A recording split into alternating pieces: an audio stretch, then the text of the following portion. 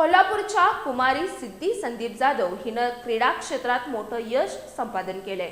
छत्तीसगडमधील रायपूर इथं होत असलेल्या खेलो इंडिया ट्रायबल गेम्स 2026 या राष्ट्रीय स्पर्धेसाठी तिची हॉकी या क्रीडा प्रकारात पंच म्हणून निवड करण्यात आली आहे। या निवडीमुळे कोल्हापूरच्या क्रीडा क्षेत्रात आनंदाचं वातावरण निर्माण झालंय।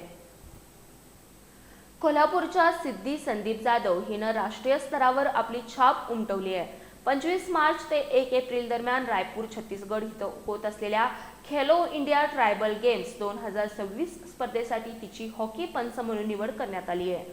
ही निवड तिच्या मेहनत, सातत्य आणि क्रीडा प्रेमाचे फळ असल्याचं मानलं जाते। सिद्धीला या प्रवासात अनेक मान्यवरांचं मार्गदर्शन लाभलंय।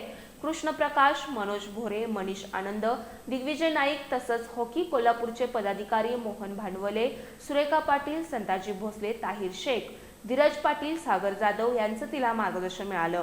तसंच मार्गदर्शक संतोष चौगुले आणि राहुल गावडे यांचंही तिला मोलाचं सहकार्य लाभलंय। याशिवाय खासदार धैर्यशील माने यांचंही वेळोवेळी सहकार्य लाभतंय।